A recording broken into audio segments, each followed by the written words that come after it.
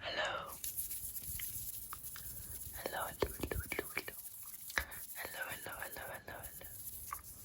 Hello, hello, hello, hello, hello. Hello, hello, hello. Hi, I'm Yuyu ASMR. Yuyu ASMR. And today, I will be going back to this book as I've done in a previous video, but reading it with inaudible,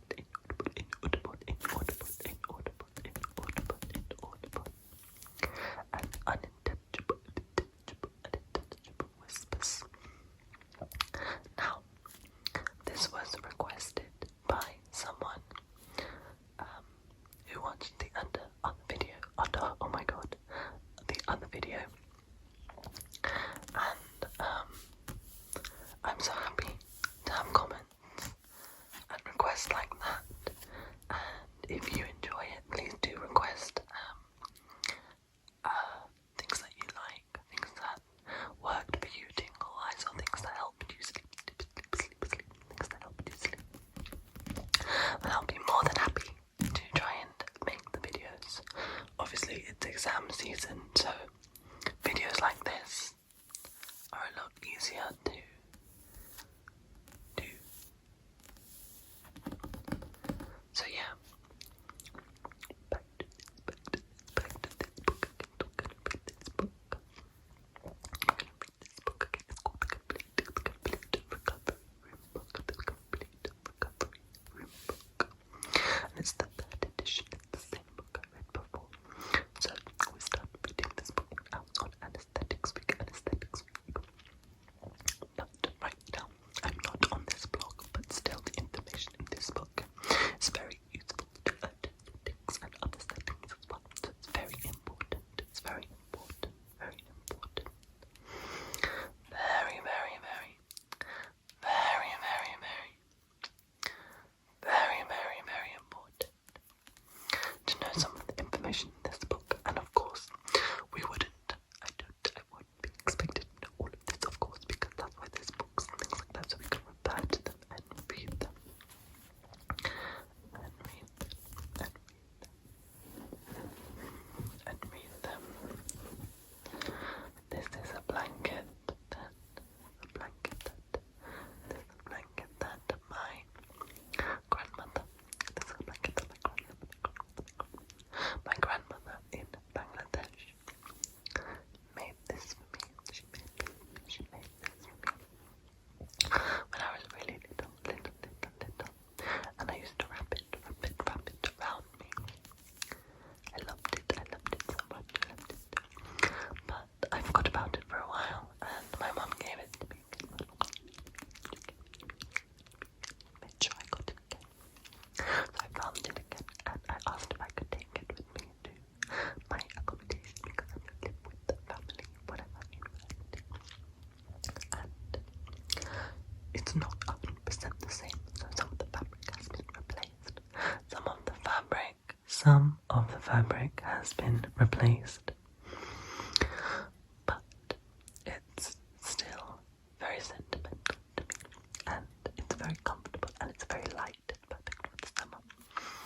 Now, where I'm from in Bangladesh, we call this a khita.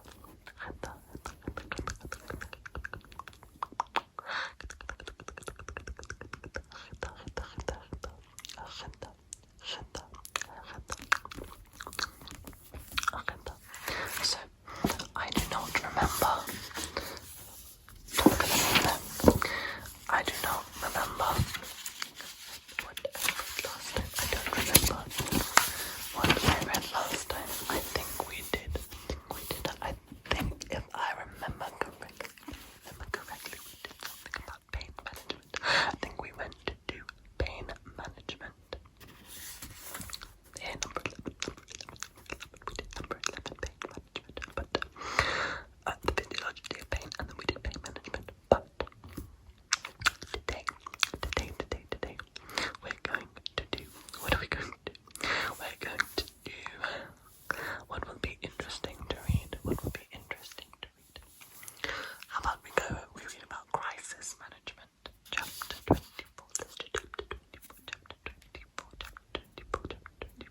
I'm not flicking you off, sorry, let's turn it this way. Chapter 24. 24. Chapter 24. It's very lovely, very lovely, lovely, lovely. We're just gonna do that. Okay, so I'll turn to, I think the page number is 455. Page number 455. So let's turn the pages.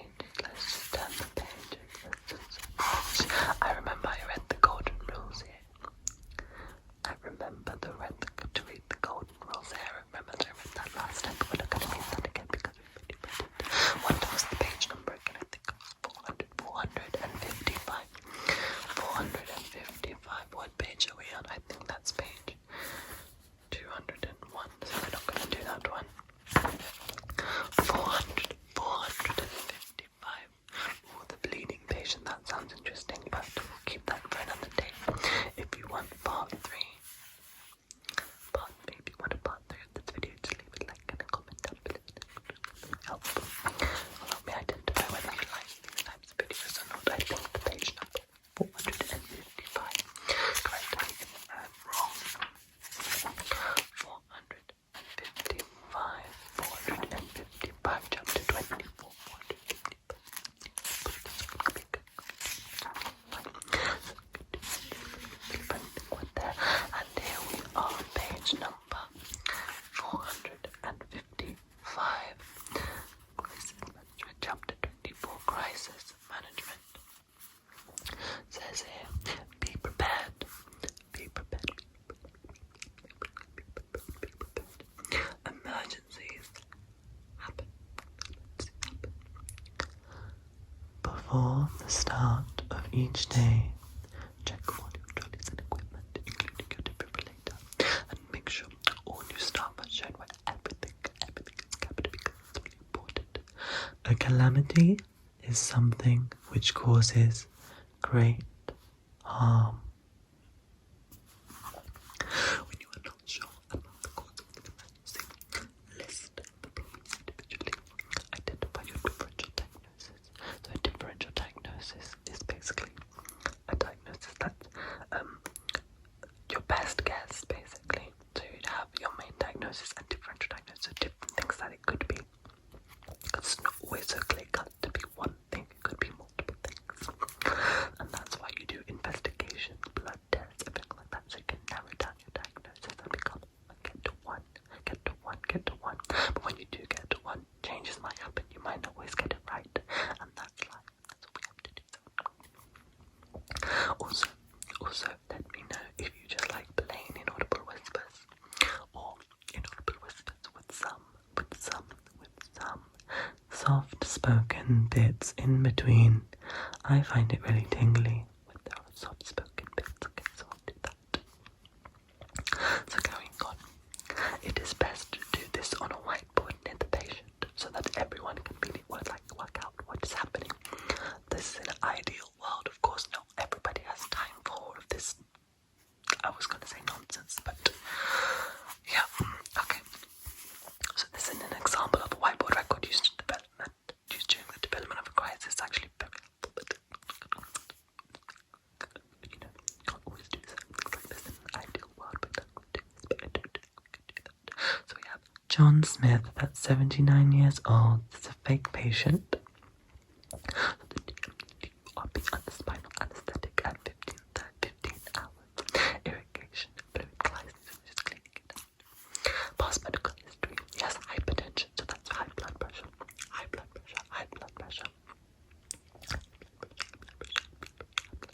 And this has led to renal impairment, so creatinine 15 millimoles, so his kidneys are being damaged.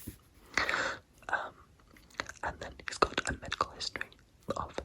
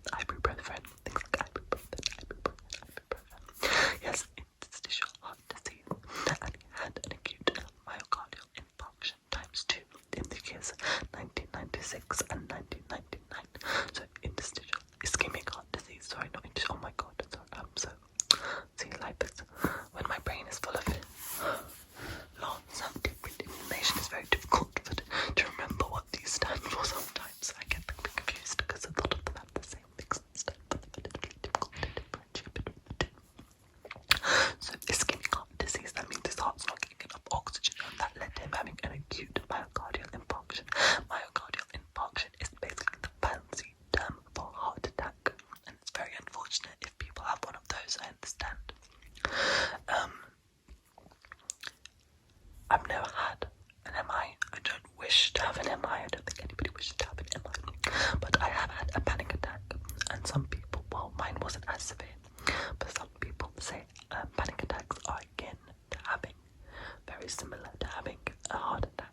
So the amount of pain that you could be experiencing is quite severe, and I wouldn't wish that upon anyone. So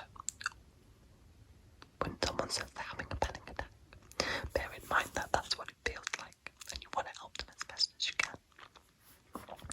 So he had those in the years 1996 and 1998.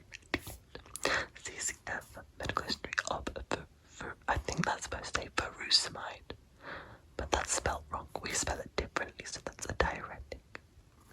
And then vitamin K supplements.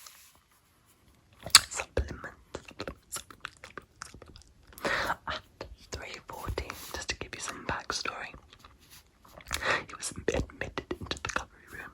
His blood pressure was 140 systolic. So that's the lump. And then over 90 diastolic. So that might be normal for him because he has high blood pressure, so that might be his normal blood pressure for him. Now,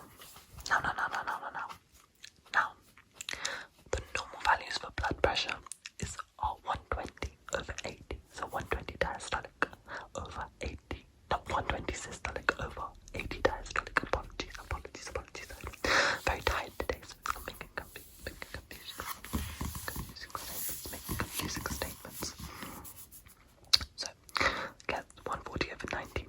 His pulse is 88 beats per minute. 88 beats per minute. His temperature is 35.8. His oxygen saturation is 92, which is quite low. If he doesn't suffer from COPD, so he don't.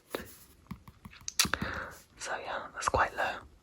His FiO2 is 28%. He's on IV normal saline, so that's fluids just to resuscitate him. He's on 1 litre. 1,000 milliliters.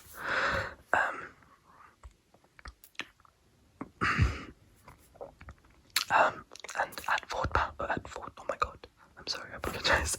At 4:20, 16:20, at 16:20, he was confused and restless and wheezy. So, 60% O2 is ECG. Glucose 12. At 4:25, his JVP was raised, so that's quite bad. He was cyanosed, that means he was turning blue, and his blood pressure was 160 over 90. Now that is really high. His heart rate was 116, and his SATs were 89%. At 4:30, he had a chest X-ray, and a blood gas was ordered. So an ABG, an arterial blood gas. At 4:33, he had a convulsion, thiopentone. So that's what they get for the convulsion. 200 milligrams IV, so that's intravenous. Then he had IPPP, 100% O2. Then at 4:20,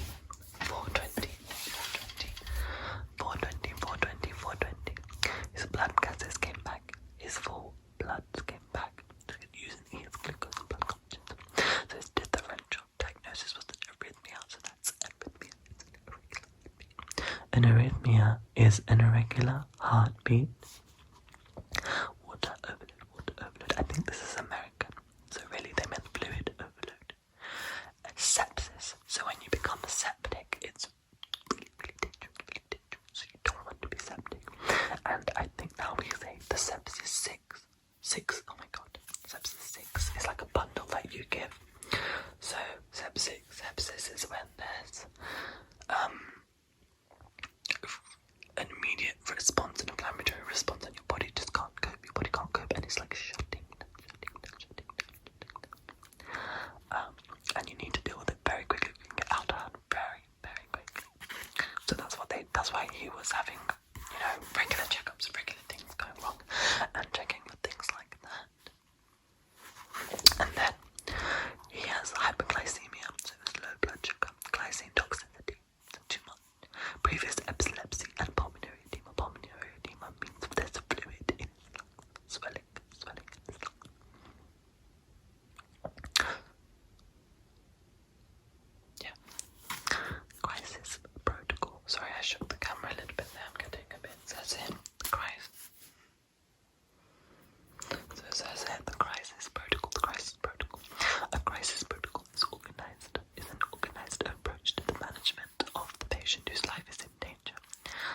often difficult to diagnose what has happened to the patient, but the fundamentals of basic life support are the same for all emergencies. Turn the page.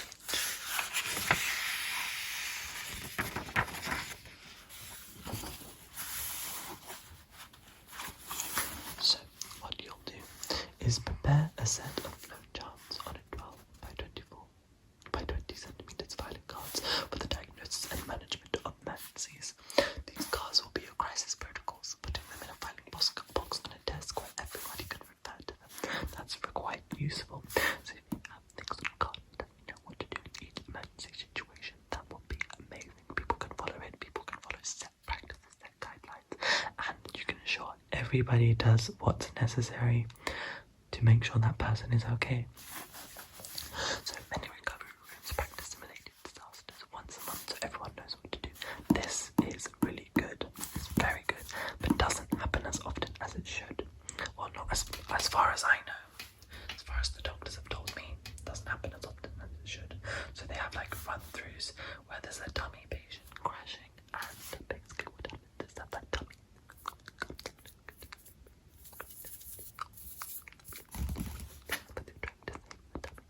and then when you're trying to save the dummy, you're basically following the protocol as you should, and people who don't, well, it's your chance to educate them. This is what you do. This is what you should do. This is what they're not doing. Here it says. Successful management of emergencies depends on practice, practice, and practice. As you practice these crisis protocols, consider what is the normal response, what is worst that can happen, how do I assess the problem, what is the immediate management, how should the problem be followed up. This is important because it's good, it's very good to solve the problem at hand acutely, but then you have to check up on them and make sure they're okay. When your patient suddenly deteriorates, for instance, his blood pressure or his convulsion, can't breathe, follow your crisis protocol, because you'll have to complete the diagnosis, treatment, and must be performed concurrently, even when the cause of the problem is not clear. Analyze the crisis using the steps of diagnosis, differential diagnosis, and management. These are: what is the problem? What else can it be? What are we going to do about it? What are we going to do about it? What are we going to do about it? Just like Afghanistan and all those places, what are we going to do about it? I joke, but it is a sad thing. We need to act on more. Don't panic. Emergencies happen. And that's why we're educated, to make sure that we can solve them.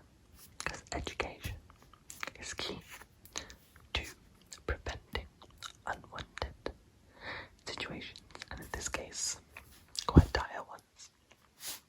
So, managing emergencies.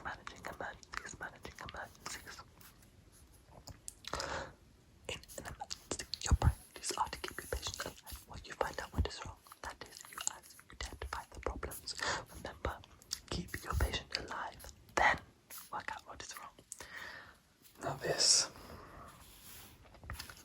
is really important. Now I think in medicine people always try and, they think of things, programs like House and Grey's Anatomy, all these things where everybody's focused on trying to figure out what the problem is, what the issue is. But in reality, our goal, especially in acute medicine, the goal is that you want to keep the patient alive. You have to keep the patient alive. Of course, if they're destined to die, they're destined to die, and if you've done everything you can, that's absolutely fine. But that's what we need to do. Sometimes you have to think about, not that what's wrong, but what can we make right? Just to make sure that everyone's okay. So, here we go. Carrying on. Keep your patient alive. Start with 3 C's. Oh my god. Don't think of the C word.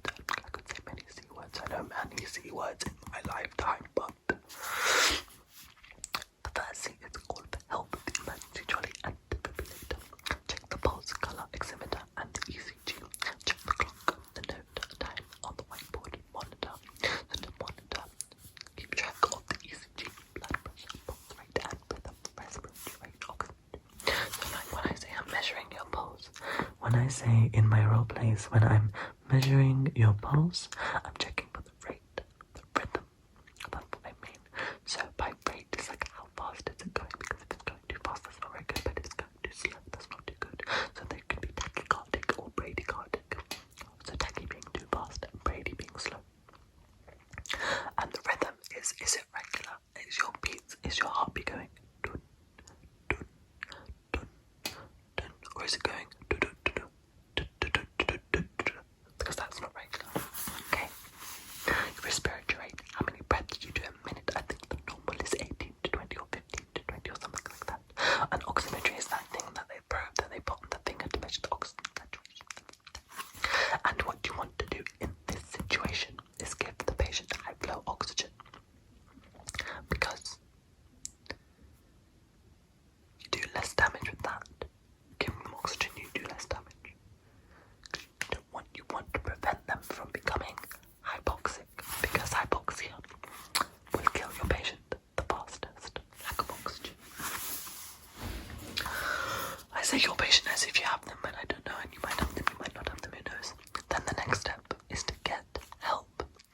There's a lot of medical students in my course that think they are superheroes and think they are qualified to do things that they're not supposed to do. Me, on the other hand, I do not.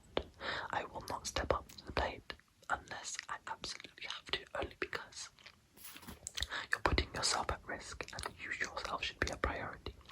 Number two, if I'm not trained on how to do something and I do something incorrectly when I try to help, I am then legally responsible for the actions I have taken and for the patient.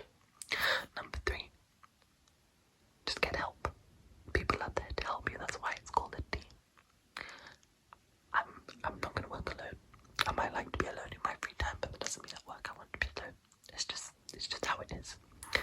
And being nice when you ask for help is another important thing. But anyway, I digress. Help. It takes 4 people to manage a crisis.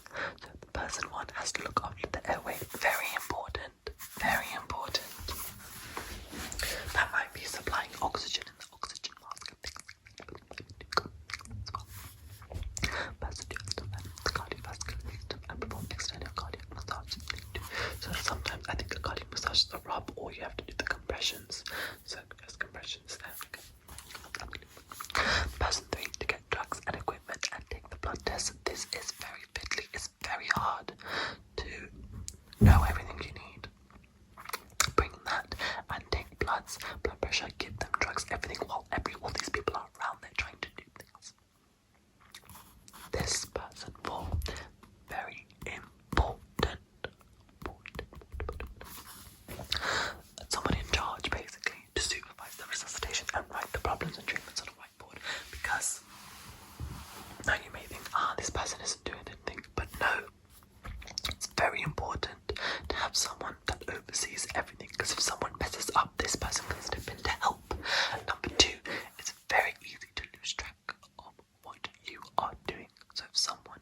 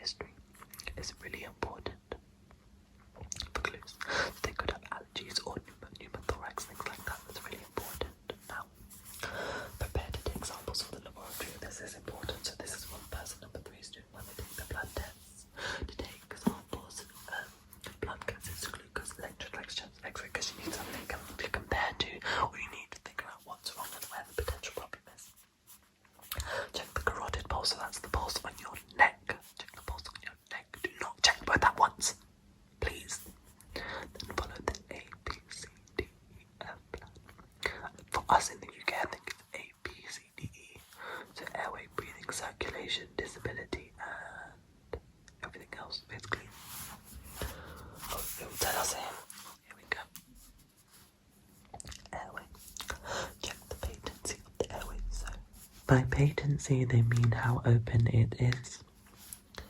Gently inspect the pharynx with a laryngoscope. Suck out the mucus, blood, and other debris. Consider upper and lower airway obstruction from the outside of the airway in the airway wall at the body of the lip. Breathe in. Check the airway is moving in and out of the lungs. If you hold the chin up, you can feel this in the palm of your hand. Inside the airway. Check that the oxygen saturation is fine. Assist breathing with bag and mask. Give supplemental oxygen. Circulation. Feel for carotid pulse. This is the one on the neck. If it's absent, call for help and start acute cardiac life support. ACLS. I haven't been trained on that yet. I'm training for that on the 15th of September. Wish me luck. It's a big day. It's a full day. I think I'm there 8 o'clock till 8 a.m. till 5 p.m. And yeah, oh my god, that's gonna be a long day. Oh, sorry, that's ruined my mood, but we'll continue because I want to make it a nice video, relaxing. I'm sorry. I'm thinking about myself. I'm so selfish. Check the blood pressure and pulse, rate and rhythm. Reevaluate the perfusion status and attach the ECG because you want to check if their heart's okay.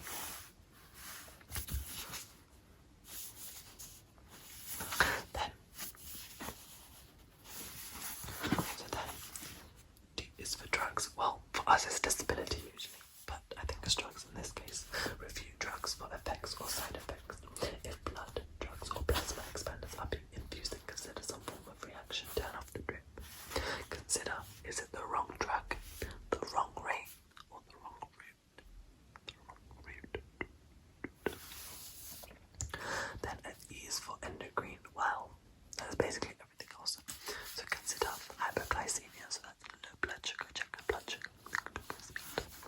Hypothyroidism, so that's underactive thyroid, as a cause of delayed emergence. Hypoadrenalism, so that's low adrenaline, as a cause of refractory hypertension. Fitting, I've not heard of this one before. Consider hypoxia, low oxygen, hypoglycemia. Oh, I think it's like what can match this situation, because it might be like something hypocalcemia, so that's low calcium. Hyperpyrexia, yeah, that's I think like a fever. Hypocarbia, so that's less carbon dioxide. Water intoxication, epilepsy, eclampsia. Oh, preeclampsia and eclampsia is really bad. Look out for them. The drugs are before look anesthetic, benzodiazepine withdrawal, so that could also cause things like that. Oh, fitting, they mean like seizures. Get it down. That makes sense. Work out what is wrong. What is it? What else could it be? What are we going to do about it? That's a big thing. What are we going to do about it? Often the cause is obvious, such as cardiac arrhythmia or laryngospasm, but you will still need to look, listen, and feel. Look, listen, and feel. We'll need to look, listen, and feel, and feel, and feel, and feel. The formula is 444. There are 4 things to look for. There are 4 things to listen for and 4 things to feel. So look.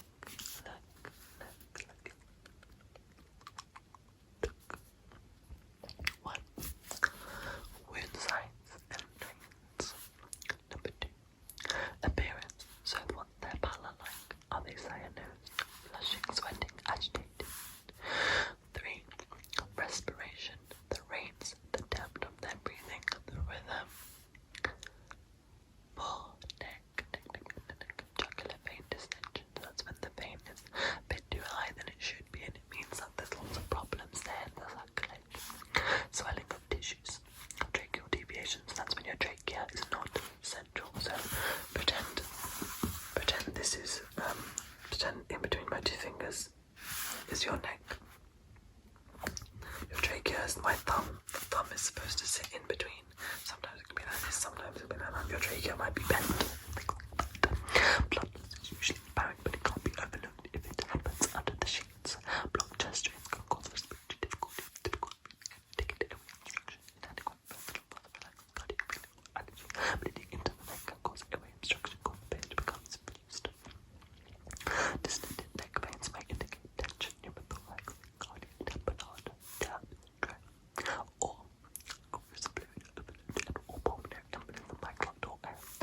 tension pneumothorax may push the trachea to the opposite side. Strip the patient of your abdominal swelling and any other problems. So what we could listen to? No, number one, you would listen to the patient's complaints. Listen to your patients if they're telling you that they can't breathe. Then they can't breathe. If they're telling you they feel weird, they feel weird. But the converse is also true. Patients that don't make any sound other than when they're sleeping are ones you have to look after. Funny story. A consultant was telling me that there was a doctor in the hospital that apparently, not a doctor, it was a healthcare assistant in the hospital that basically was walking around at night doing his job, doing whatever he was doing, and he noticed that there was a patient that was very still, awfully still. Now, he panicked, went on, did full CPR, chest compressions, everything like that. Turns out the patient was just asleep, and the dude broke the patient's ribs, and the patient, like, literally was screaming in pain. But, yeah, it was a bit much. So, yeah, listen to the patient's complaint. Number 2, air entry, wheezes with the mouth open. Number 3, stridor and other breathing noises. The stridor is very noisy breathing. Stridor is very noisy breathing. So heart sounds, we listen to the heart sounds of the heart. We listen to 4 valves. 4 valves. So atrial, aortic valve, pulmonary.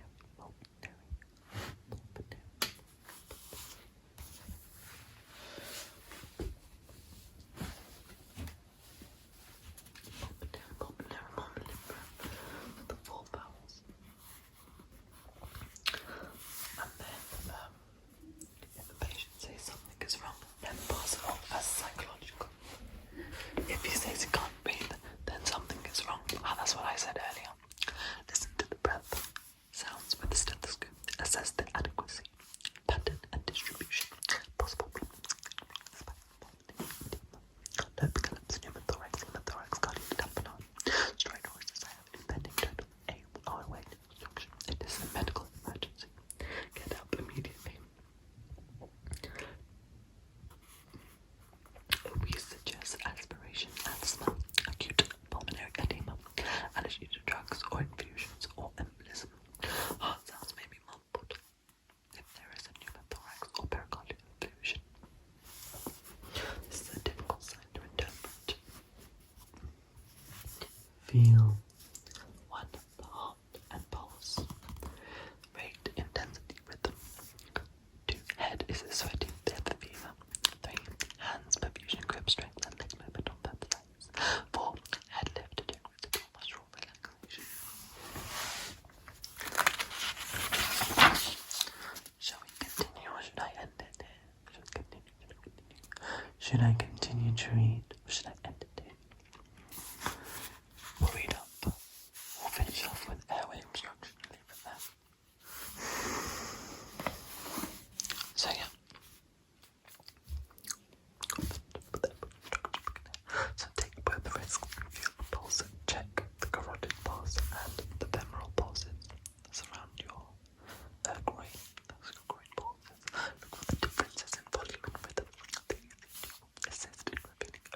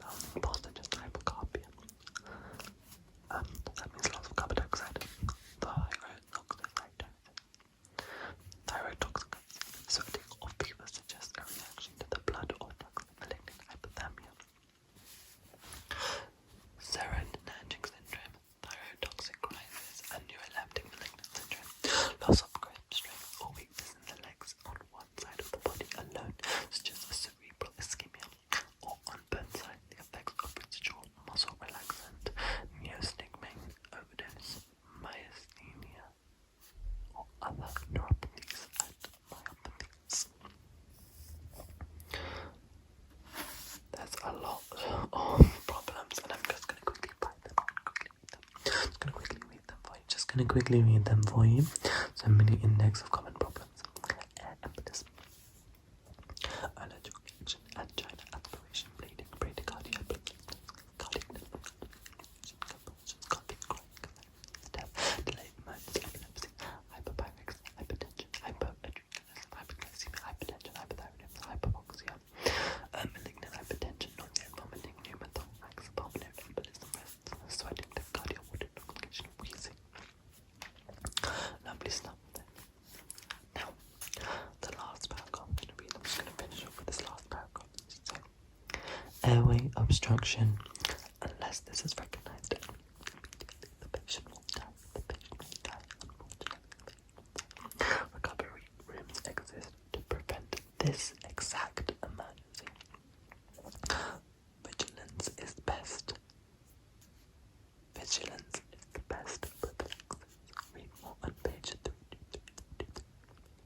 Well, that doesn't help because we're on page 460 now, so it's a bit odd. But yeah, I'll close the book here. Ignore the price. How much was it? Oh, that's an expensive book. My goodness. So.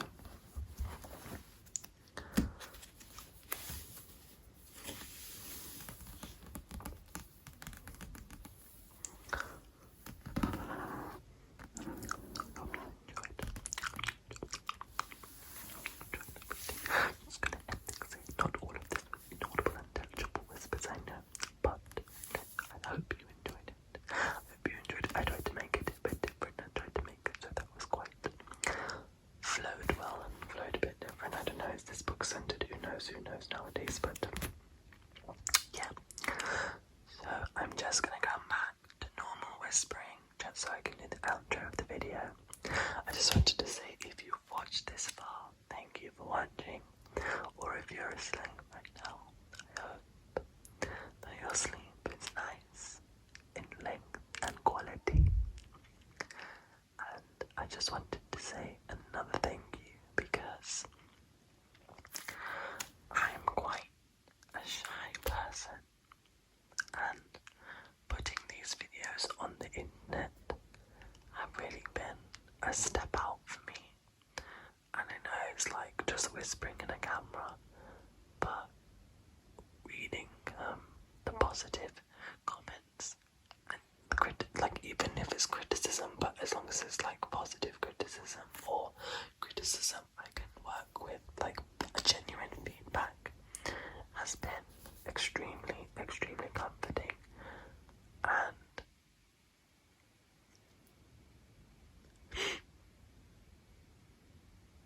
you know, life is tough, and doing this for me has been very comforting and very reassuring, because sometimes when, you know, I'm down in the dumps and I feel alone, I mean, I know I have friends and family and everything, but sometimes when you just feel a bit separated from the world, times like this or like interactions like this on YouTube really make the difference. They really do. I mean, I respond to the comments straight. I know like not many people watch me, but that's absolutely fine because I'm happy with the amount of people that watch me, and I love all the comments and the people that watch me. But getting those random comments when I'm on the ward, or getting like replying to random messages from you guys on the videos when I'm out and about in the hospital, it makes me smile. I just get giddy, and my colleagues and my all the doctors and things, like whenever I'm on my phone, they're like, "What are you smiling at?" I'm just like, "Well, it's the secret, but it's so lovely,